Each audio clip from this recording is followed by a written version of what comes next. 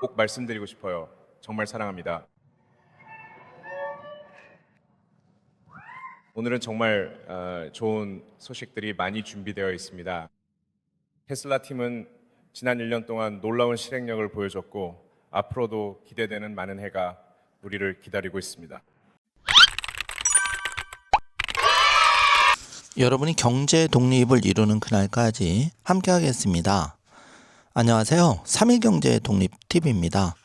자, 테슬라 주가가 장중 4% 급락을 했고 399달러 턱걸이를 했는데요.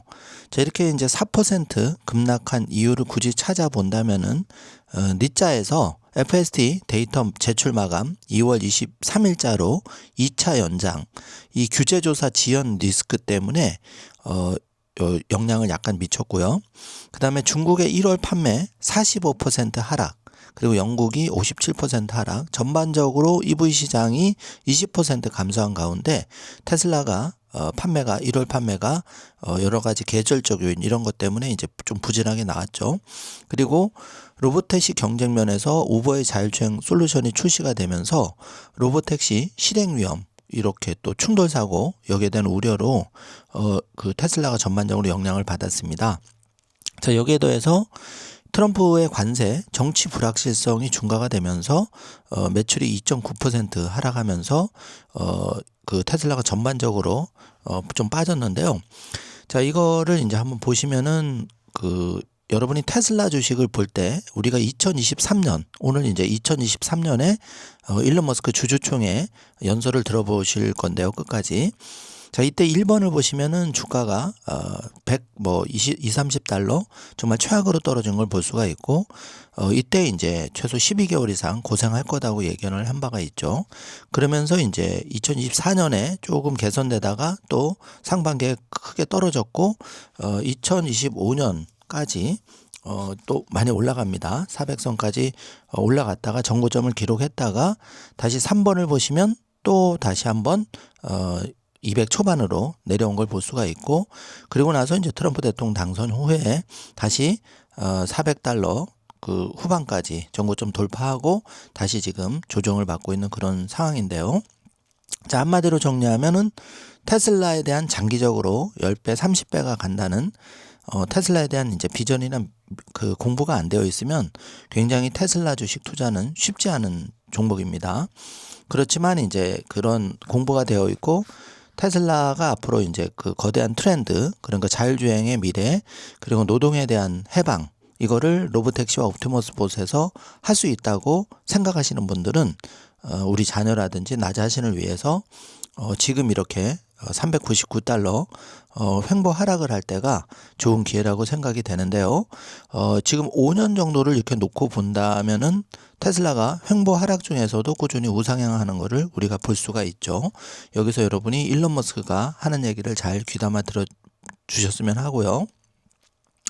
자, 곁들여서 이제 비트코인을 좀 살펴보면은 비트코인도 이제 5년을 놓고 봤을 때는 그 80% 상승을 했죠. 그래서 4,100만 원이 올랐는데 지금 이제 9,300만 원 정도 거래하니까 지금 이제 그래프에서 보시면은 1번이 2023년 테슬라도 바닥일 때 비트코인도 바닥이었죠. 그러면서 2번을 보시면은 그 2025년 그 상반기까지는 좋았죠. 그러다가 2025년 10월 급락을 하기 시작하면서 지금 이제 6만 5천 달러대로 떨어진 그런 상황이고, 비트코인도 역시 테슬라 마찬가지로 이 디지털 골드인 비트코인이 장기 우상향할 거라는 믿음이 없으면 굉장히 투자하기가 어렵지만, 공부를 통해서 믿음이 생기신 분들은 이게 그 지금 저가 매수, 그러니까 1억 7천만 원 가까이 갔던 게 지금 9,300이 됐으니까 여기에 대해서 기회를 잡으실 수 있다고 생각이 됩니다.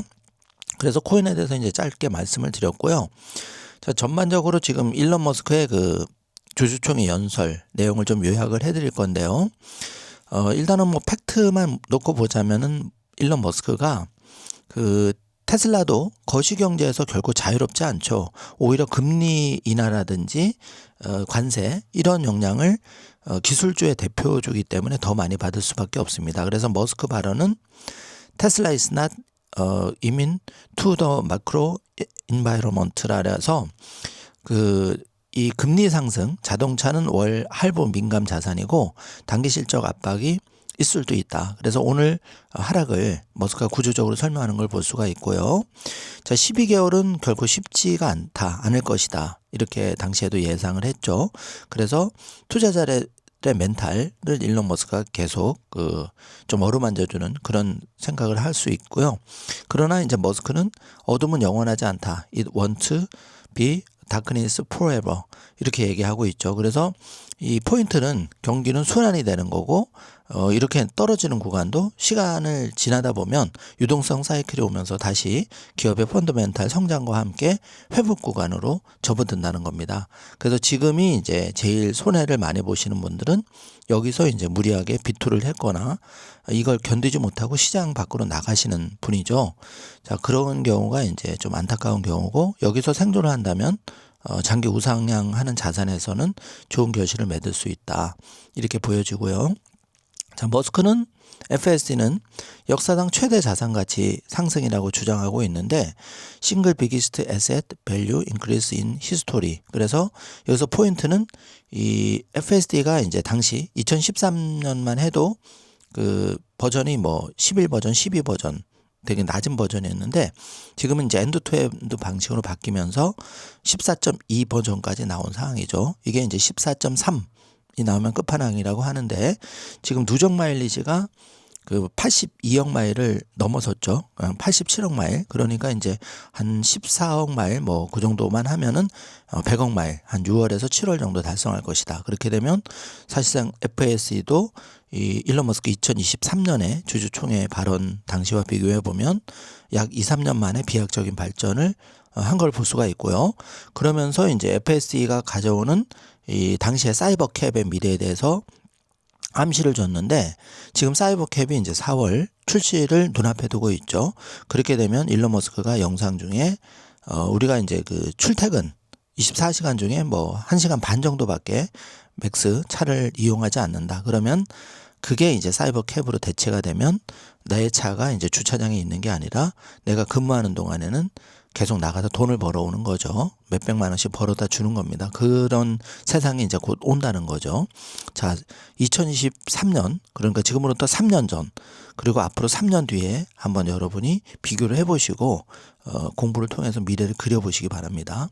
그래서 장기 투자자는 매우 잘 될 것이다. 롱텀 인베스터 will do extremely well. 그렇게 얘기하면서 단기와 장기 투자 철학에 대해서도 간단하게 얘기를 해주고 있습니다.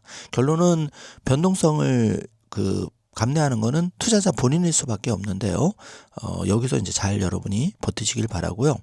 그래서 그 테슬라 하락 정리하자면 기업 문제가 아니라 거시 문제고 지금 대법원 판결 이후 트럼프가 다시 한번 15% 관세를 부과하면서 테슬라가 전반적으로 4% 급락을 했고 머스크는 과거에도 분명히 테슬라는 거시경제에서 자롭지 않다. 자, 이거는 결국은 투자자가 오롯이 견뎌내야 될 목이라고 생각이 됩니다.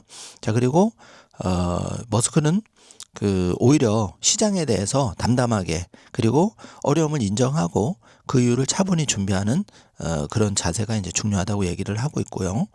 오히려 이제 적립식 분할 매수 입장에서는 이렇게 테슬라가 일방적으로 500, 1000달러를 바로 상승하는 것보다 조금 분할 매수 효과는 이렇게 가격이 조금 출렁거릴 때 매입 단가가 낮아진다는 것을 여러분이 체크를 하시면 좋겠습니다. 그래서 장기 우상향할 테슬라 비트코인 같은 자산을 비교를 한다면 결국은 테슬라는 이 소프트웨어 FSD AI 이 구조가 기존 차와 전혀 다른 넘사벽으로 이제 이미 진출이 됐죠. 2023년에 비해서. 그런데 이제 지금 깔딱고개 이 상반기가 제일 어렵다는 겁니다.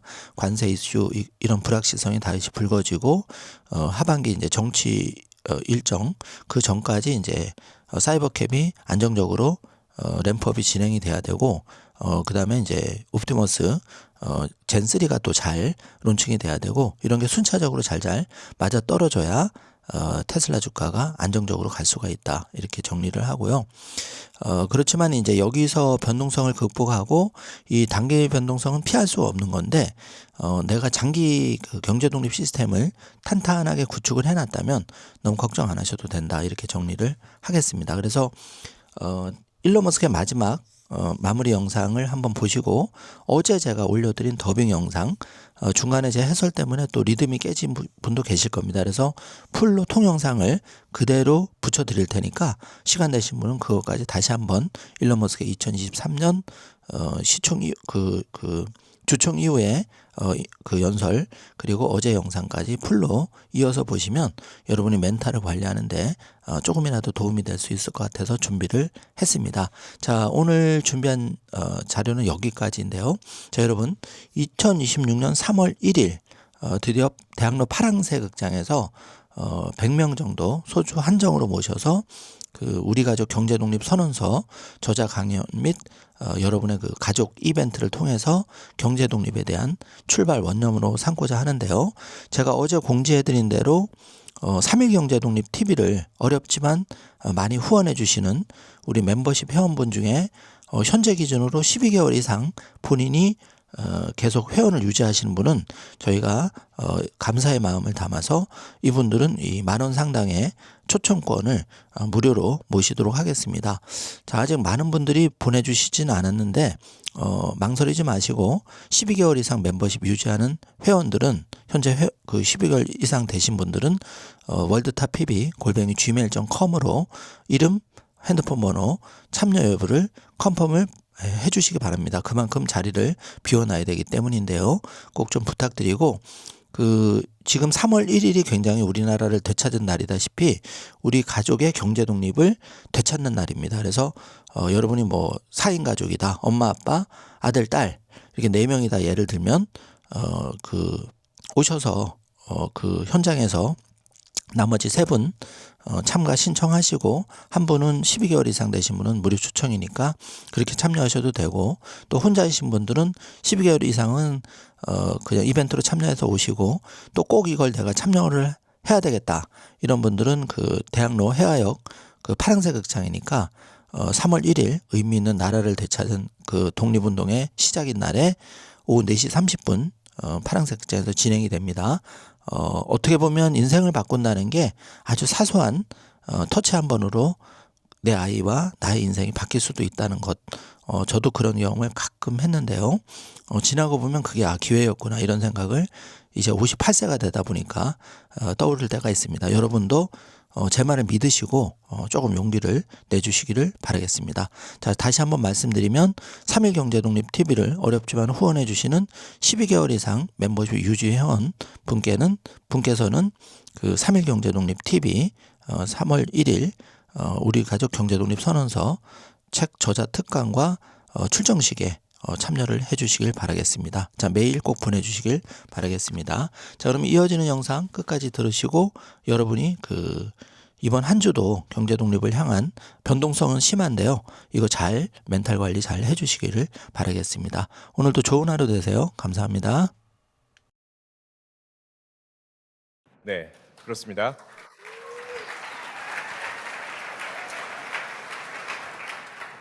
테슬라 마스터 플랜 파트 3은 솔직히 꽤 기술적이었는데 저희는 많은 기술적인 깊이에 대해 다루고 싶었습니다. 그러니까 저희가 말하는 것이 단순한 주장에 그치는 것이 아니라 물리학과 실제 데이터로 뒷받침된 현실적인 내용임을 분명히 하고 싶었습니다. 그리고 마스터 플랜 파트 3에서는 기본적으로 사람들에게 희망을 주는 것이 목표입니다. 현실적인 희망이죠. 어쩌면 희망이라는 단어조차도 적절하지 않을 수 있습니다. 하지만 단순히 말하자면 완전히 지속 가능한 글로벌 경제로 가는 길이 존재하고 우리가 그 길 위에 있으며 그 길을 가속화하고 있고 우리가 이에 대해 안일해지지만 않는다면 반드시 실현될 것이라는 점입니다.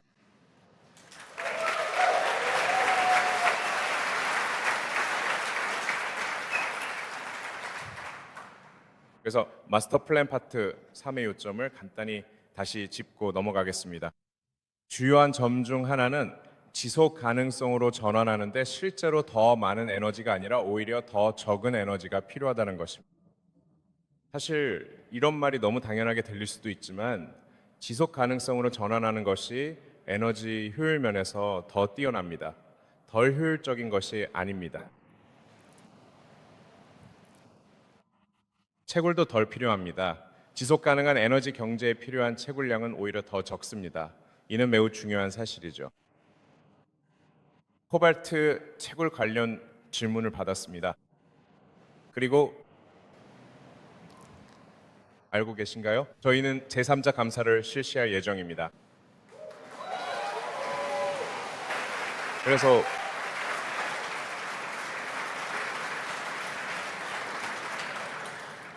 실제로 저희는 광산에 웹캠을 설치할 것입니다.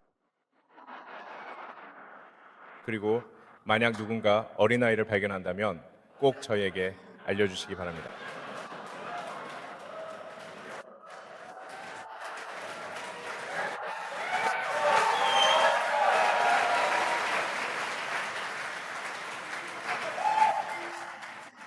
그러니까 이 부분에 대해 너무 옆길로 새고 싶진 않지만 우리 배터리 팩의 대부분이 철 기반이라는 점을 꼭 알아주셨으면 합니다. 대다수의 배터리 팩이 코발트가 아니라 철을 기반으로 하고 있습니다. 그리고 나머지 배터리 팩은 코발트가 아니라 니켈을 기반으로 하고 있습니다. 니켈 배터리는 결합제로 아주 소량의 코발트만 사용합니다. 정말 극소량입니다. 반면에 여러분의 휴대폰은 모두 100% 코발트를 사용합니다. 휴대폰 제조사에 항의하실 것을 추천합니다.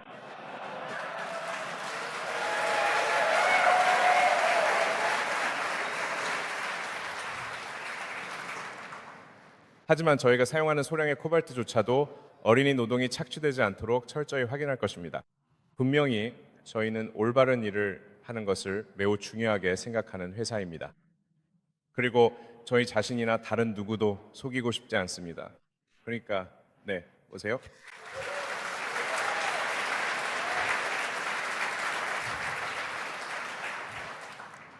다시 한번 마스터 플랜 파트 3을 요약하자면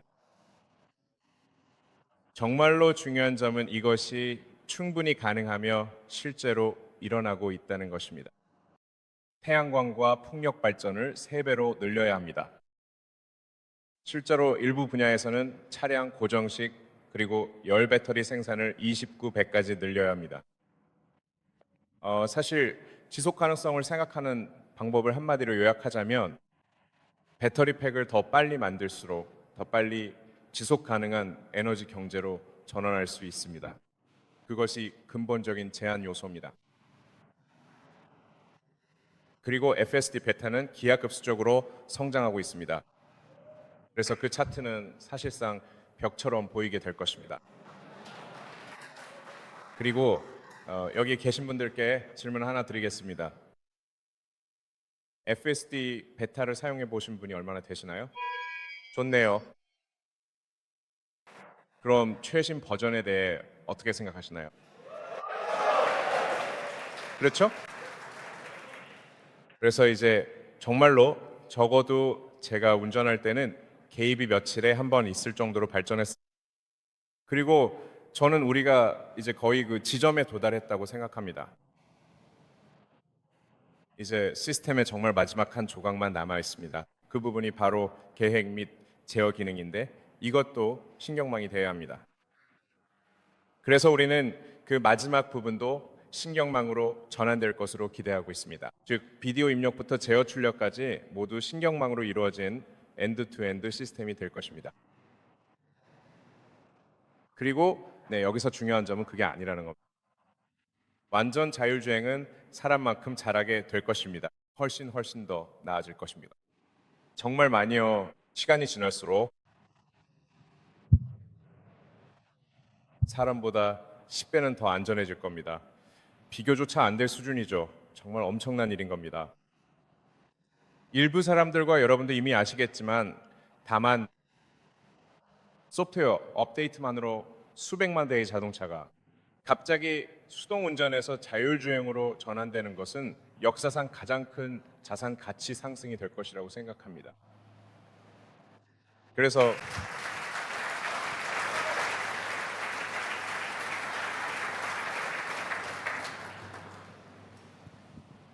일반적으로 승용차의 사용 시간은 주당 대략 열에서 12시간, 하루에 1시간 반 정도입니다. 하루 기준으로요. 그리고 운전하다 보면 주차장에 그냥 세워져 있는 차들을 많이 볼 수 있습니다. 왜냐하면 일주일은 168시간인데 그중 자동차가 실제로 사용되는 시간은 10%도 안 되고 아마 7% 정도밖에 안 되기 때문입니다. 하지만 자율주행이 가능해지면 그 차는 계속 사용할 수 있습니다. 아마도 잘은 모르겠지만 주당 50시간, 어쩌면 그 이상일 수도 있습니다. 그래서 사실상 자동차의 가치는 하룻밤 사이에 5배로 증가하게 됩니다. 사실 이렇게 생각하는 사람이 거의 없다는 게 놀랍습니다. 아니면 사람들이 이게 현실이라고 믿지 않는 걸 수도 있죠. 하지만 사실입니다. 그래서 이건 정말 엄청나게 큰 변화입니다. 우리는 또한 세계에서 가장 큰 전기차 제조업체이기도 합니다.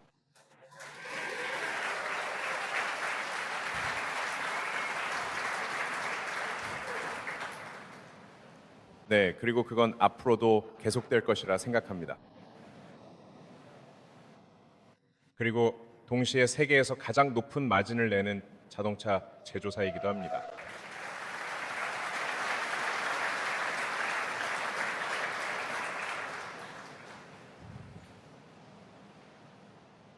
이제 전기차를 수익성 있게 만드는 것은 어렵습니다. 이는 경쟁사들이 겪는 어려움만 봐도 알 수 있습니다. 여러 경쟁사들이 전기차를 상당한 손실을 보면서 만들고 있습니다. 하지만 우리는 그렇지 않습니다. 우리는 실제로 전기차를 수익성 있게 만들고 있고 거의 아무도 그렇게 하지 못하고 있습니다. 이건 정말 어렵습니다.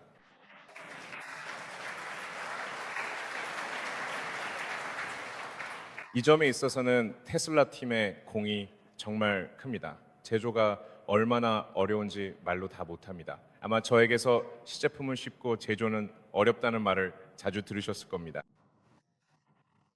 그리고 대규모로 제조를 하면서도 긍정적인 현금 흐름을 유지하는 것은 정말 고통스럽습니다.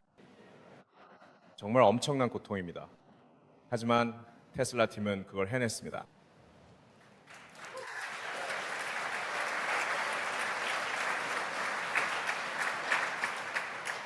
그리고 보시다시피 우리의 연간 자유 현금 흐름은 꾸준히 증가하고 있습니다.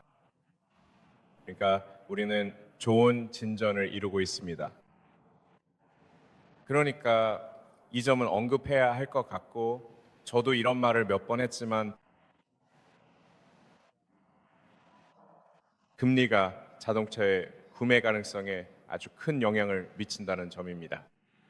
그래서 대다수의 사람들은 월별 할부금에 따라 자동차를 구매합니다. 그러니까 월별 할부금이 얼마냐는 거죠. 그리고 그건 이런 질문이 아닙니다. 가성비의 문제가 아니라 실제로 그만한 돈이 있느냐의 문제입니다. 그걸 감당할 수 있느냐는 거죠. 그래서 대다수의 사람들에게는 금리가 오를 때 할부금을 감당할 수 있느냐가 전부입니다. 그리고 신용이 더 빡빡해집니다. 최근에 파산한 여러 은행들은 아마 자동차 대출해 주는데 다소 신경을 덜 쓰고 있다고 자신 있게 말할 수 있습니다. 은행이 무덤으로 가는 길에 있다면 자동차 대출 포트폴리오를 늘리는 게 그들의 최우선 순위는 아니겠죠. 그래서 앞으로 12개월은 도전적인 시기가 될 것입니다. 저는 이 부분에 대해 현실적으로 접근하고 싶습니다. 테슬라도 글로벌 경제 환경에서 예외가 아닙니다.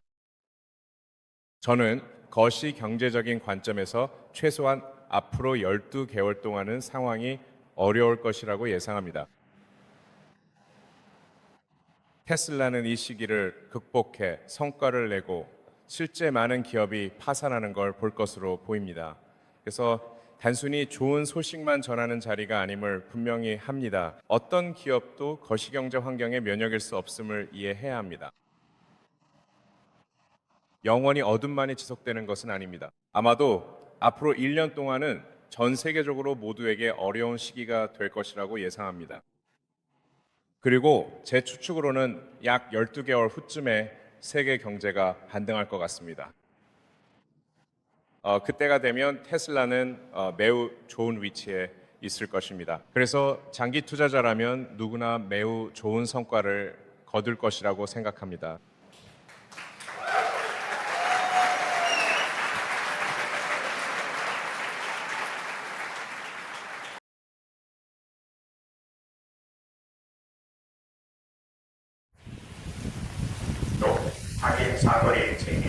사거리 이상 없음. 탱크업 상승 중. 로켓 회사를 시작하는 건 흔치 않은 일이고 꽤 위험하다고 생각합니다. 하지만 저는 우리가 우주 진출 문명이 되고 궁극적으로 지구 밖으로 생명을 확장해야 한다고 굳게 믿고 있습니다. 대학 시절 저는 세상을 가장 크게 바꿀 인류의 미래에 가장 큰 영향을 미칠 정말 중요한 문제들이 무엇일지 고민했습니다. 감사합니다. 제가 가장 중요하다고 생각했던 세 가지는 인터넷, 지속 가능한 에너지 경제로의 전환, 그리고 세 번째는 우주 탐사, 특히 생명을 다양성으로 확장하는 것이었습니다. 저기요, 알다시피 이 아이디어를 좋아하지 않는 미국의 영웅들도 있습니다. 닐 암스트롱과 진선은 모두가 민간 우주 비행에 반대하는 증언을 했죠. 그리고 당신이 개발하는 방식에 대해서도요. 이에 대해 어떻게 생각하시는지 궁금합니다. 저는 이걸 보고 정말 슬펐어요. 왜냐하면 그분들은 제 영웅들이거든요. 그래서 정말 힘들었습니다. 그분들이 여기 와서 우리가 만든 하드웨어를 직접 봤으면 좋겠어요. 그러면 생각이 바뀔 거라고 생각합니다. 그분들이 이런 일을 할 영감을 줬죠. 맞죠? 네, 맞아요.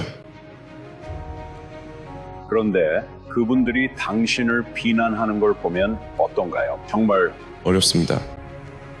그분들이 당신을 응원해 주길 기대했나요? 그래서 그랬으면 좋겠다고 바랐어요. 그들한테 무엇을 증명하려는 거죠? 제가 하려고 하는 것은 우주비행에 큰 변화를 일으키고 거의 모든 사람이 우주비행을 할 수 있도록 돕는 것입니다.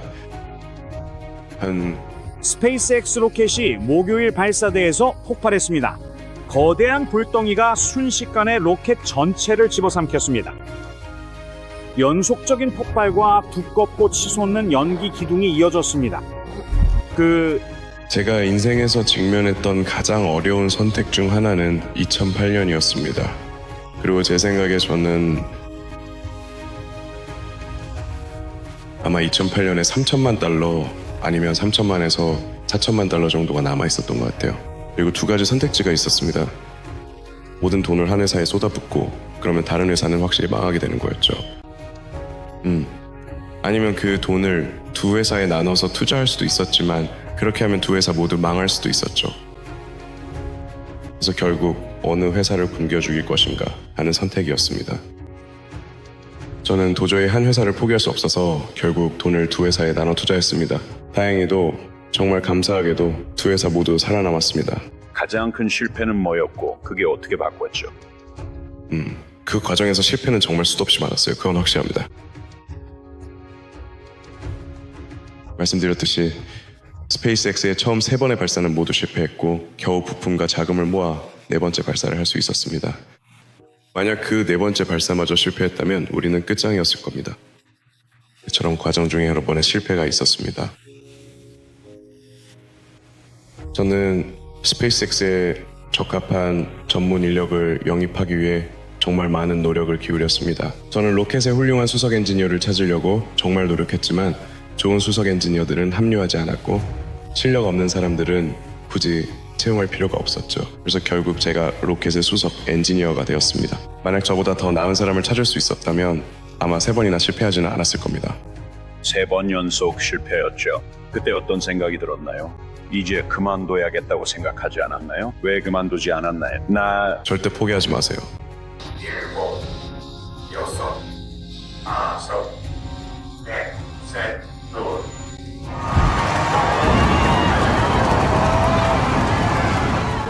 많은 사람들이 제가 미술 회사를 시작하는 것을 말리려고 했습니다. 정말 정신없었어요. 제 친한 친구 한 명이 이렇게 폭발 영상을 모아서 저한테 전부 보여줬어요. 그는 내가 돈을 다 잃는 걸 원치 않았을 뿐이야. 우리는 성공할 것 같지 않은 일들을 하고 있지만 운이 좋게도 지금까지는 성공해왔습니다.